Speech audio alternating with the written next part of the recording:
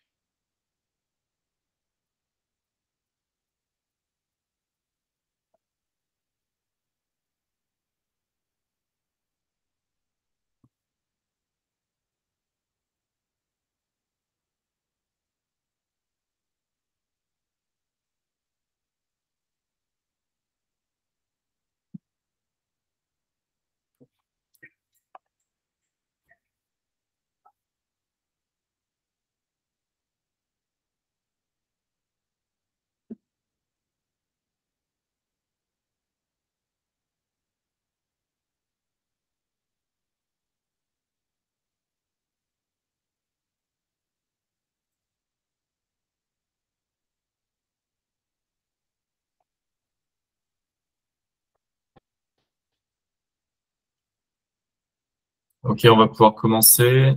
Nicolas, Loïc, c'est tout bon pour vous? Tout bon, tout bon, tout Super. bon. Bienvenue à tous pour ce webinaire.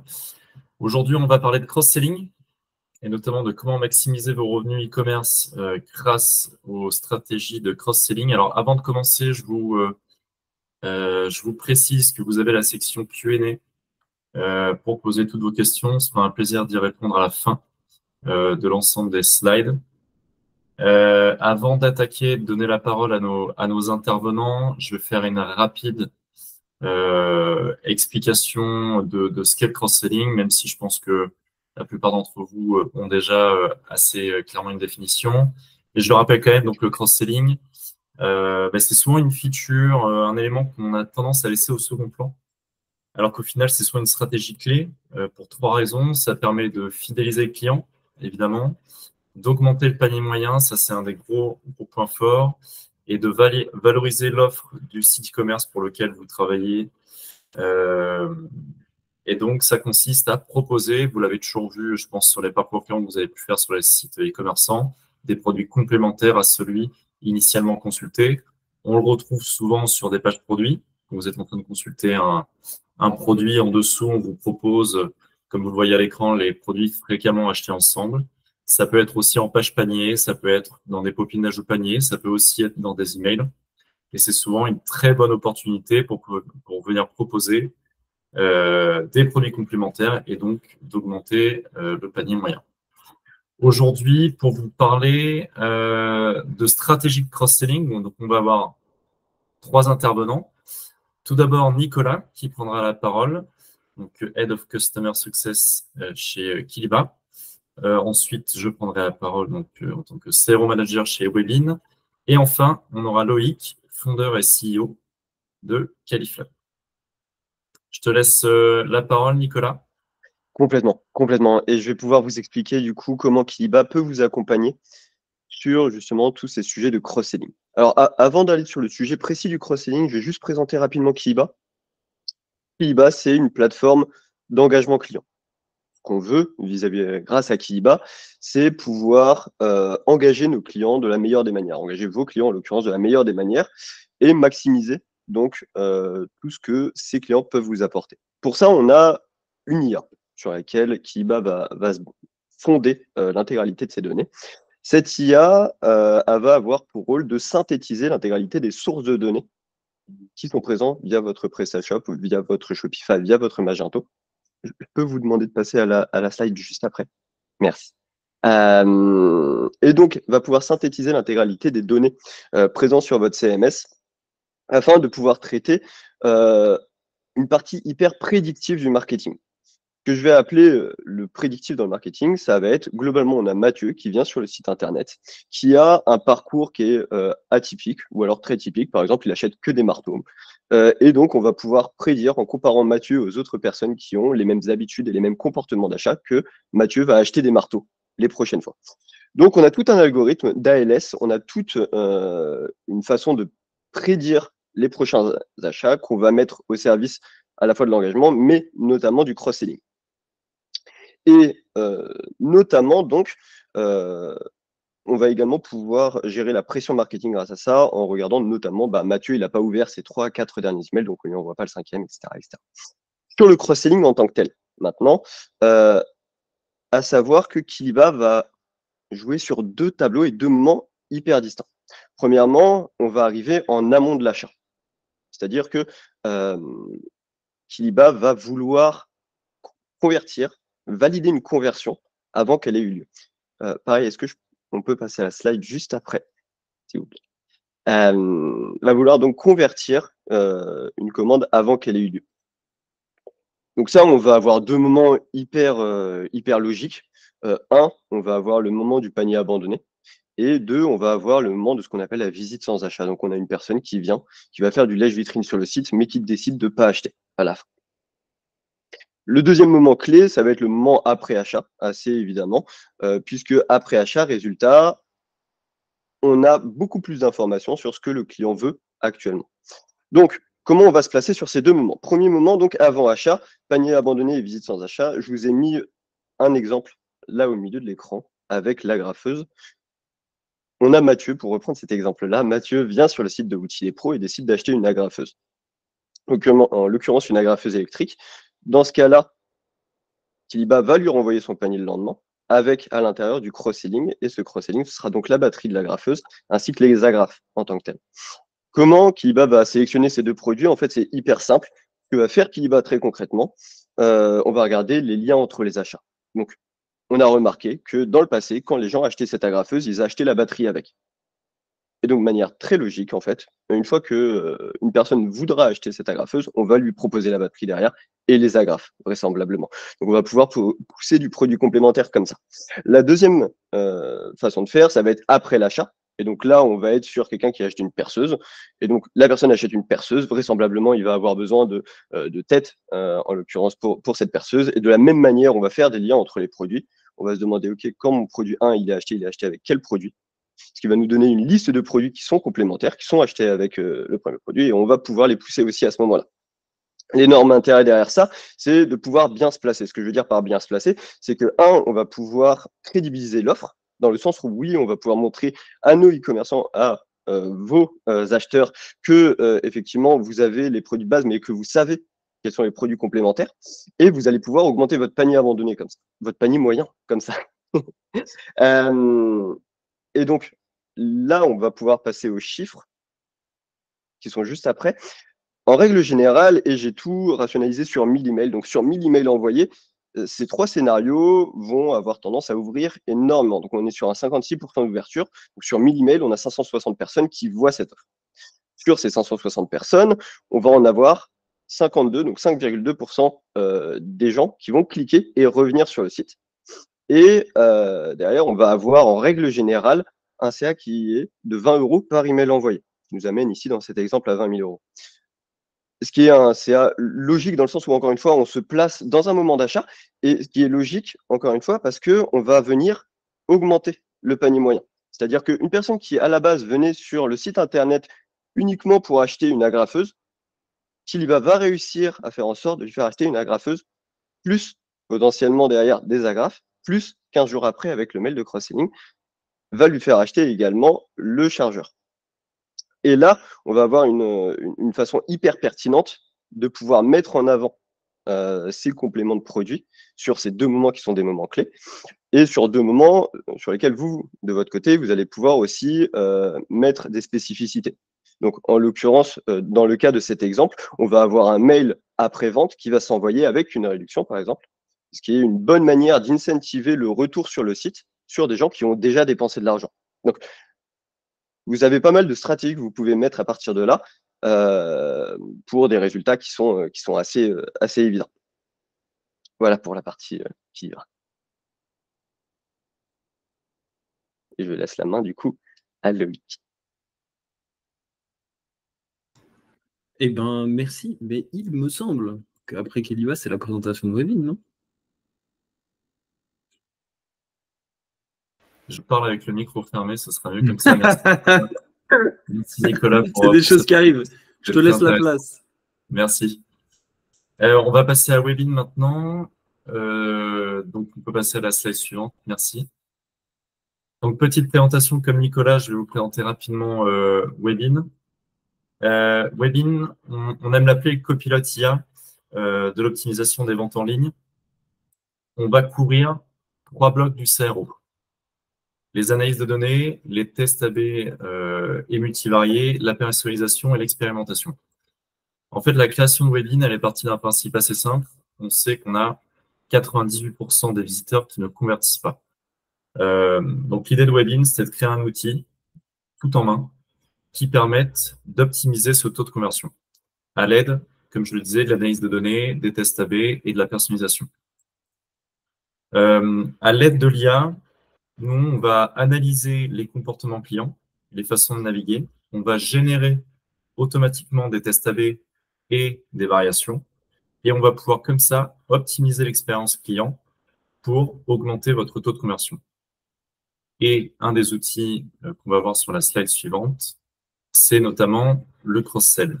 On a une feature qui permet de mettre en place sur votre site le cross-sell. On va vous donner ici quelques exemples. Vous allez voir, en fait, on peut créer pas mal, c'est ça qui est intéressant, on peut créer pas mal de synergies avec Nicolas et Loïc, avec les différentes solutions qu'on propose, parce qu'on n'a pas tout à fait les mêmes outils, mais ils sont très complémentaires. Avec Webin, donc déjà, on peut mettre en place ces zones de cross-sell, on peut faire la recommandation, mais on va évidemment aller un petit peu plus loin, parce qu'on est aussi en capacité de venir A/B tester énormément de choses sur ces zones de cross-sell. Ici, vous le voyez, on va pouvoir déjà A/B tester la zone, mais on va aussi pouvoir A/B tester le contenu de ces zones. Ici, on retrouve un fréquemment acheté ensemble avec l'ajout au panier. Et on va pouvoir venir A/B tester que ce soit les boutons, que ce soit le contenu de la zone. On peut voir aussi sur la slide suivante. Là, on va venir encore changer le look and feel. On va changer les CTA pour ajouter au panier. Et l'outil Webin va vous permettre d'identifier très rapidement laquelle de ces variations est la plus performante. Et surtout, notre IA, et c'est là que ça devient très intéressant et on peut vraiment se différencier des solutions qui existent actuellement, elle va rediriger automatiquement le trafic vers la variation qui est la plus performante. Ce qui vous permet d'optimiser vraiment le ROI de votre A/B test. Et on va voir sur la dernière slide. Encore une fois, on peut venir aussi proposer d'autres produits. On peut venir tester le contenu de cette zone de cross-sell. Parfois, on le voyait dans les exemples qui étaient donnés précédemment, ce qui fonctionne très bien, c'est simplement de proposer un produit complémentaire à celui qui est consulté, comme on peut le voir ici. Ce qui peut fonctionner aussi, c'est des bundles, c'est-à-dire d'acheter 2 produits ensemble directement. Évidemment, quand on travaille sur des sites, comme on le voit ici, Bricorama, qui ont une profondeur de gamme et une largeur de gamme très importante, et bien parfois, d'une catégorie à l'autre, c'est un cross-sell qui peut fonctionner, mais sur une autre catégorie, ça peut être une autre manière de faire du cross-sell qui fonctionne. C'est pour ça que Webin est important, c'est parce que nous, on va pouvoir venir A/B tester et trouver la meilleure façon de faire du cross-sell en fonction de la catégorie pour optimiser le taux de conversion. Quelques exemples de résultats. Alors là, évidemment, les résultats qu'on présente, parce qu'on est un outil de CRO. Donc, les résultats qu'on présente ici, c'est pas seulement sur le cross-sell, c'est de manière générale comment on arrive à optimiser le taux de conversion de nos clients. Donc, à la fois via le cross-sell et à la fois via le reste des expérimentations. Et comme on le dit, générer du trafic, c'est bien, mais générer de la conversion, c'est encore mieux. Donc, nous, ce qu'on observe, c'est plus 29,7% de conversion rate uplift, un ROI de 7,2 et 26 heures d'économiser par semaine parce que Webin, comme vous l'aurez compris, vous permet de générer automatiquement les différentes variations et donc de gagner du temps dans vos équipes, que ce soit en UX design, que ce soit en analyse ou que ce soit en génération des A/B tests. Voilà, comme j'avais dit tout à l'heure, n'hésitez pas en Q&A si vous avez des questions. Et maintenant, je peux laisser la parole à Loïc et recouper mon micro et je n'oublierai pas de l'allumer à la fin. C'est bon, cette fois, c'est le vrai départ. Tout à l'heure, c'était un faux départ. Et là, on est bon. Bonjour à tous. Loïc Sidbon, moi, je suis le fondateur de la solution et de la société Colifly. Voilà pour la courte présentation. Et pour présenter ce qu'on fait chez Colifly, en fait, nous, notre mission, notre vision, c'est de devenir la voix VOIX des e-commerçants. Et pour ça, de manière très concrète, on est un service qui va faire de la récupération et de l'analyse de paniers abandonnés par téléphone. Voilà. Donc, on va faire de l'appel sortant vers du panier abandonné pour accompagner les gens comme le font un vendeur en magasin. Et on va récupérer des appels entrants de la même manière pour accompagner des personnes dans leur démarche d'achat pour qu'elles sachent précisément, si je reprends les exemples qu'on a vus plus haut, quel marteau prendre pour soit mettre un clou dans le mur, soit peu importe ce dont elles ont besoin quand elles ne savent absolument pas bricoler. Voilà. Ça, c'est pour un exemple concret et je vais vous en donner d'autres après. De manière très pragmatique, les impacts pour un e-commerçant de la solution Colifly, c'est plus de chiffre d'affaires, donc 22% de paniers convertis, ce qui est énorme si vous comparez ça avec du mail automation. En plus de ça, et je crois que Rémi l'a très bien dit tout à l'heure, nos solutions sont complémentaires. Donc, un Nicolas, par exemple, avec Kiliba, qui va mettre en place votre mail automation et qui va avoir de meilleurs résultats que peuvent avoir d'autres solutions sur le marché, nous, en fait, on va venir compléter leurs solutions et donc vous rapporter encore plus d'optimisation de vos récupérations de paniers abandonnés. Du panier moyen, puisque grâce à nous, en fait, le panier moyen va vraiment augmenter et les chiffres sont là pour le prouver. Ça a plusieurs raisons, le fait que les paniers moyens augmentent autant sur les ventes que nous faisons chez Colifly pour les e-commerçants. La principale étant la confiance et la relation client qu'on arrive à créer avec eux grâce au téléphone et grâce à cette approche personnalisée. Voilà. Et du coup, ça amène à une augmentation du chiffre d'affaires. Voilà. Je te laisse passer à la slide suivante. Pour être dans le thème du cross-sell, c'est aussi des campagnes qu'on va mettre en place. Donc, je vous ai parlé de 2 types de campagnes. Le panier abandonné en appel sortant, pardon, et les réponses aux appels entrants pour renseigner les clients. Et les campagnes cross-sell, ce sont aussi des campagnes que nous mettons en place depuis quelques mois, depuis en fait début 2024. Et ce sont des campagnes qui marchent très, très bien. Sur cet exemple-là d'un client avec lequel on travaille depuis longtemps, As de carreau, donc c'est un client, comme je pense vous l'avez deviné, qui vend du carrelage. C'est dans leur titre. En fait, quand on achète du carrelage, un peu comme l'exemple du marteau tout à l'heure, une fois qu'on a acheté du carrelage, déjà, c'est pas évident d'acheter du carrelage. Quelle quantité il faut acheter, comment, combien. Mais ensuite, il y a tout ce qui va à côté du carrelage. Et en fait, c'est là-dessus que nous, on va proposer du cross-sell. Donc, sur tout ce qui va être colle, par exemple, joint, conseil de pose. Ensuite, tout ce qui va être service complémentaire, parce que sur une marque comme celle-là, il y a des assurances qu'on peut prendre en plus pour éviter que les livraisons arrivent cassées, en retard, etc., etc. Et généralement, quand on a un projet de carrelage, je dis n'importe quoi, sur une salle de bain, peut-être qu'on a aussi besoin de refaire le sol ou qu'on a besoin de refaire sa cuisine. Auquel cas, prendre des échantillons sur d'autres types de modèles de carrelage pour pouvoir essayer et en fait se rendre compte de ce que ça pourrait donner, c'est hyper important. C'est bien mis en avant grâce à des solutions comme celle de Webin sur le site de l'e-commerçant, mais relativement assez souvent, en fait, les gens ne regardent pas forcément, ne les voient pas ou même l'oublient carrément. Et donc, c'est intéressant et c'est important de s'assurer qu'ils l'ont bien compris et donc de glisser la chose quand on les a au téléphone, de s'en assurer en fait en posant les bonnes questions et c'est notre métier. Donc, c'est du style, est-ce que c'est vous qui posez le carrelage? Oui, non. Si c'est vous, est-ce que vous avez pris en compte le fait que vous allez avoir besoin de colle et de joints? Oui, non, etc., etc. En évaluant en fait le niveau d'expertise de la personne, on est capable de poser les bonnes questions, puisque notre métier est avant tout conversationnel. C'est entre l'agent et le client. Il va y avoir une conversation qui va se créer, un lien de confiance, et donc on va pouvoir le renseigner au mieux et lui proposer les bons produits et les bons services en cross-sell. Sur cette campagne, pour vous donner des chiffres très concrets, sur la campagne As de carreau, nous, on arrive à avoir, donc sur la partie uniquement cross-sell, une augmentation de panier moyen qui est vraiment énorme pour le coup, puisqu'on a quasiment 100% une augmentation de x2, quoi. Ça s'explique par toutes les raisons que je vous ai données. En fait, les personnes qu'on a au téléphone nous confient d'autres projets en même temps. Et donc, ça fait des augmentations de panier moyen. Ou alors, on va, comme je disais, créer des liens de confiance et elles vont nous dire, oui, c'est vrai que j'ai pris le carrelage, mais mince, j'ai oublié tel produit, tel produit, tel produit. Ou mince, j'en ai pas pris assez. Je ne suis pas sûr de pouvoir couvrir tout l'espace que j'ai besoin, etc., etc.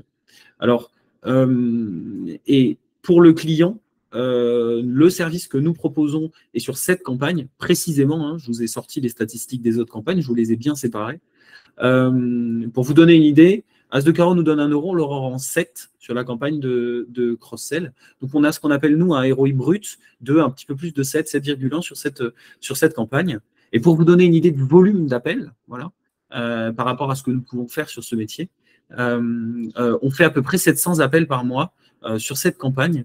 Donc là, ça comprend tout. Il y a du renseignement, du closing, et aussi ils ont une équipe avant-vente en interne. Ils sont très bien, structurés. As de carreau. Ils ont une équipe, ce qu'on appelle une équipe ADV. Et nous, on va qualifier des leads, donc des gros leads généralement, pour cette équipe-là. Voilà. Voilà un petit peu ce qu'on est capable de faire en cross-sell. Je pourrais vous donner plein d'exemples différents. En plus, il me reste un peu de temps, alors pourquoi pas. Sur du maillot de bain ou sur d'une marque de lingerie, donc complètement un autre secteur. Justement, en fait, c'est des ventes qui sont saisonnières, vous vous en doutez, le maillot de bain. Et en fait, on arrive à créer des campagnes hyper pertinentes de très bonnes clientes ou de très bons clients sur ces boutiques qui ont l'habitude d'acheter de manière assez récurrente. Et en fait, de leur pousser des offres au téléphone très ciblées et personnalisées au moment où les gens ont l'habitude plutôt d'acheter des maillots de bain, c'est-à-dire que concrètement, on est en plein dans la période. En fait, on se rend compte que ça crée vraiment des boosts de vente très importants. Voilà. Donc ça, c'est pour vous expliquer qu'on est capable de travailler sur d'autres secteurs. On s'est mis d'accord avec Rémi et Nicolas quand on a préparé ce webinaire pour vraiment faire un focus sur l'outillage et l'aménagement. Mais sachez que les 3 solutions sont complètement secteur agnostiques et qu'en fait, on est capable de travailler sur vraiment différentes choses. Les gars, je vous laisse reprendre la main sur cette slide. Ouais, petite slide. Merci Loïc, super intéressant. Et vraiment impressionnant les résultats que tu viens de présenter. Petite slide récap pour reprendre un peu ce que chacune des solutions propose. Donc, comme Loïc vient d'expliquer, lui se concentre vraiment sur la conversion des paniers par téléphone et remonter des raisons de churn. Côté Webin, on va vraiment se spécialiser sur la partie personnalisation via l'IA qui vise à maximiser les conversions. Et Kiliba, comme vous l'aurez compris, c'est l'automatisation intégrale des emails marketing grâce à une plateforme d'engagement client IA. Tu as bien fait de le préciser, Loïc, hein, effectivement, on n'a pas de secteur privilégié. N'hésitez surtout pas, peu importe le marché sur lequel vous êtes, si les solutions vous intéressent, à nous contacter. N'hésitez pas à suivre nos pages respectives sur LinkedIn et à nous envoyer, que ce soit un petit message ou un petit mail, peu importe, via les sites ou via LinkedIn. Si vous avez besoin d'une prise d'information, des questions, on est là pour vous répondre. Oui. Est-ce qu'il y a des questions? J'ai l'impression que dans la Q&A, il n'y en a pas pour l'instant. Je rajouterai en attendant que vous réfléchissiez à vos questions et que vous nous les posiez, parce qu'on est encore là quelques minutes pour y répondre. Donc vraiment, faut pas hésiter. Que la prise d'information sur ce genre d'outils est gratuite en fait, et que ça peut être hyper intéressant en fonction de vos enjeux et de vos actualités. Peut-être que voilà, des prestataires peuvent vous aider ou en tout cas vous donner leur feedback sur votre boutique, vous donner un regard extérieur. Et c'est toujours un regard d'expert et c'est toujours très intéressant et bon à prendre et à appliquer sur son shop. Voilà. Tout à fait. Des questions, j'en vois pas pour l'instant. Si on a une première question, comment pouvez-vous actualiser l'ajout de produits pendant le cross-sell en fonction des ventes les plus performantes? C'est-à-dire, est-ce que le cross-sell est intelligent et live? Alors, je vais répondre pour Kiliba et à la limite, on répondra peut-être chacun de notre côté après pour les différents outils. Mais côté Kiliba, oui, étant donné que c'est une intelligence artificielle, on va avoir quelque chose qui est live et intelligent. dans le sens où globalement, si les interactions demain changent entre les produits, et alors je ne sais pas, pour une raison X ou Y, historiquement, on achetait un marteau avec des clous et on se met à acheter un marteau avec, je ne sais pas, une agrafeuse, justement. Petit à petit, on va ressentir ce changement d'habitude, de comportement pour switcher petit à petit du marteau à l'agrafeuse qui y va avec. Puisque, encore une fois, sur notre secteur, en tout cas sur notre algorithme, je vais le dire comme ça, de cross-selling, ce qu'on va avoir, c'est quelque chose qui est vraiment un lien entre les produits. Alors, vraisemblablement, on n'a aucune raison d'arriver sur du marteau et une agrafeuse parce que c'est pas un comportement qui, résultat, semble logique. Par contre, que ce soit les clous 1 vers les clous 2 ou justement parce qu'on a une nouveauté ou ce genre de choses, bref, des évolutions dans les parcours d'achat, l'IA le détectera et évoluera sa recommandation en fonction. Oui, alors je me permets aussi de préciser, effectivement, c'est un peu pareil pour nous, on est sur un cross-sell intelligent qui va permettre en direct de montrer les produits les plus performants en fonction des clics, en fonction de la navigation, en fonction des produits consultés, pour chaque utilisateur d'ailleurs, en fonction des produits qu'il verra, en fonction des produits qu'il a déjà achetés, on va venir mettre à jour automatiquement les produits dans la cross-sell. Et comme on est basé sur une IA, c'est un modèle de machine learning classique qui va permettre de vraiment personnaliser le contenu de notre cross-sell en fonction de la navigation, des achats, donc des données chaudes, des données froides, ce qui nous permettra d'être, comme l'expliquait Nicolas, le plus pertinent possible et d'optimiser au max les perfs des zones de repos, sans oublier toute la partie aussi A/B test, où on peut venir vérifier quel est le meilleur endroit pour faire de l'A/B test. Est-ce que c'est au-dessus de la description, en dessous de la description, est-ce qu'il faut changer sur telle catégorie? Est-ce qu'on doit plutôt faire du bundle? Est-ce qu'on doit venir mettre un bouton d'ajout au panier en direct? Enfin, on peut venir A/B tester tout ça directement sur le site. Et ben nous, de notre côté, je vais répondre de manière très franche et honnête. C'est pas encore le cas. C'est pas encore le cas. En fait, nous, on voit avec l'e-commerçant directement les produits qu'ils souhaitent pousser en fonction d'eux et on va caler des campagnes spécifiques, mais qui sont, comment dire, qui ne sont pas des campagnes dynamiques. Donc, ce que je vous présentais, ce pas des campagnes dynamiques, c'est-à-dire qu'on va pas forcément, il ne va pas y avoir une adaptation automatique du discours de l'agent en fonction de ce qui se passe. Bien sûr, on est en fonction des retours du terrain, on va s'adapter, mais disons que ça ne marche pas tout à fait de cette manière. Cependant, on travaille sur des outils qui devraient sortir sur le Q4 de cette année, qui vont nous permettre de rendre ces campagnes-là intelligentes et un peu de la même manière que l'a présenté Rémi pour Webin, grâce à du machine learning qui vont nous permettre d'être capable de recommander à l'agent quel produit pousser en fonction du client qu'il a en face et du panier ou autre qu'il peut avoir choisi. Voilà. Super. Merci Loïc. Merci Nicolas. Merci. Est-ce qu'on a une autre question sur cette jolie thématique? On a encore une petite minute, si vous voulez en profiter. Alors, j'ai souvent entendu parler de l'effet négatif du cross-sell sur les conversions. Comment être sûr que le cross-sell génère plus de ventes qu'il n'en fait perdre? Ok. Nicolas, tu veux commencer?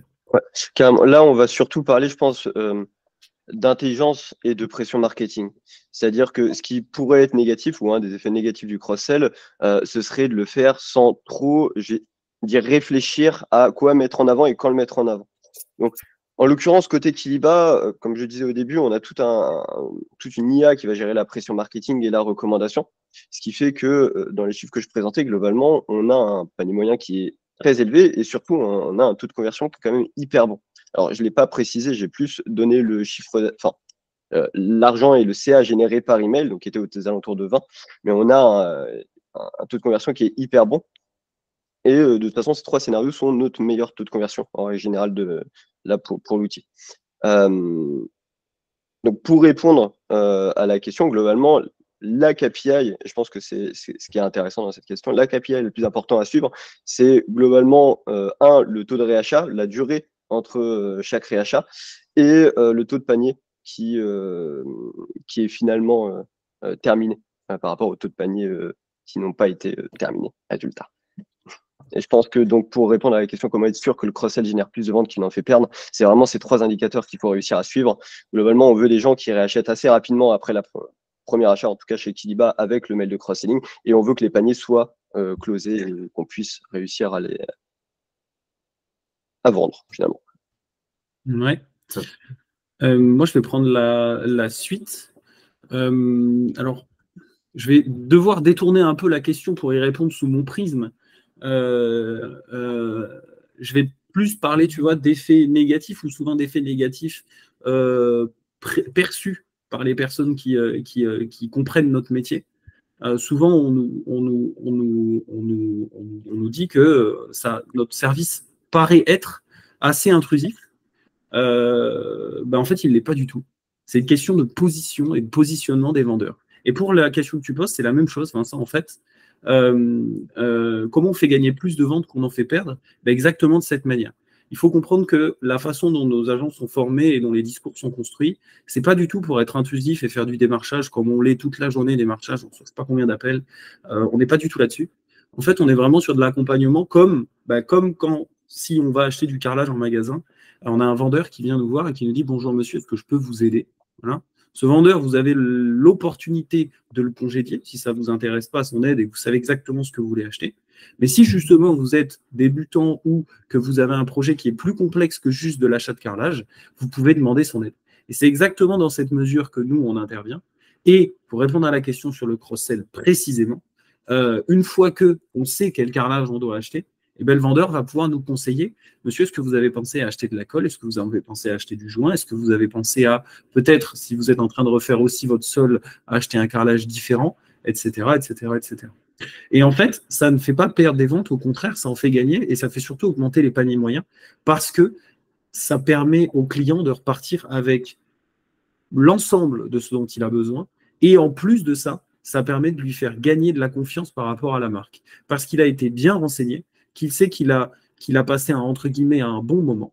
Et enfin, quand il repart, il se dit « Ah bah super, je suis content d'être venu chez eux parce que, un, j'ai eu mon carrelage et surtout, deux, j'ai plus aucun souci à me faire, je sais exactement comment je dois le monter, avec quelle étape et avec quels différents services, éléments autour. » Voilà. Ok, merci Loïc. Et donc pour la partie webbing, ma réponse elle va être simple, hein, l'A/B test. Nous, on jure que par ça et ça va être vraiment le moyen de prouver qu'on génère du CA incrémental avec ce cross-sell. C'est la seule solution et c'est la solution la plus fiable. Encore une fois, et moi, je l'ai vécu en fait dans mes expériences précédentes. On avait, pour le site pour lequel je travaillais, on avait de très nombreuses zones de cross-sell qui étaient parfois mal positionnées. De souvenir, même en haut d'une page liste produit, la première chose qu'on voyait, c'était une zone de cross-sell, ce qui était, pour moi en tout cas, une très mauvaise méthodologie UX. Le seul moyen pour montrer que ça avait un impact négatif sur l'expérience client et sur le taux de conversion, c'était l'A/B test. Et c'est ce qu'on conseille nous aussi à nos différents clients, c'est de venir A/B tester les zones de cross-sell pour voir si ça crée du CA incrémental, on voit très vite. Et en plus de ça, comme je le disais encore une fois tout à l'heure, ça peut dépendre de la catégorie de produit. Ça peut dépendre de l'UI qu'on applique sur ces zones de cross-sell. Donc, il faut venir A/B tester ça pour augmenter au maximum le taux de conversion et le ROI sur vos zones de cross-sell. Et avec Webbing, on peut le mettre en place. Voilà, on est 34. Ouais, Loïc. Ouais, je rajoute un mot très rapidement. Il ne faut pas oublier un truc dans la philosophie globale du cross-sell, j'ai envie de dire. Et je vais reprendre justement un produit dont on a parlé juste avant. Moi, ce que je donne comme consigne et ce qu'on donne comme consigne à nos agents et ce qu'il faut comprendre quand on met en place une campagne de cross-sell, pour moi, c'est très important, c'est qu'il faut d'abord planter le premier clou avant d'essayer de planter les autres. Et en plus, on a parlé de marteau, donc la métaphore est parfaitement appropriée. Plus sérieusement, il faut vraiment être sûr que la personne veut acheter un premier produit. Dans l'exemple que j'avais donné, c'est vraiment le carrelage. Il va venir acheter du carrelage, il va acheter du carrelage, ou il a acheté du carrelage, pour ensuite planter les autres clous autour. Et c'est important de ne pas mettre la charrue avant les bœufs, c'est important de pas essayer de tout vendre d'un coup. Et donc, dans l'exemple de Rémi, de mettre le cross-sell avant le produit entre guillemets phare de la vente, pour éviter de perdre la vente. Et pour ça, ce qu'il faut, c'est vraiment toujours se servir comme point de pivot, que ça soit sur des solutions digitales ou que ça soit sur de la vente humaine, physique ou téléphonique. Il faut toujours se servir comme point de pivot du besoin de départ et du produit de départ dont le client a besoin, pour ensuite vendre ce qu'il y a autour, que ce soit des services ou d'autres produits. Et je pense que la philosophie du cross-sell, avant tout, c'est ça, c'est planter un premier clou et ensuite planter les autres. Voilà. Top. Merci Loïc. Je vais vous remercier. J'ai pas vu d'autres questions pour l'instant. Il est déjà 36, on a dépassé un petit peu. Le sujet est intéressant, donc c'est pas étonnant. Encore une fois, n'hésitez pas à nous contacter sur nos différents LinkedIn ou via les sites des entreprises si vous avez la moindre question ou des besoins d'enseignement. Oui. Bonne journée à tous. N'hésitez pas. Bonne journée. Bonne journée, merci.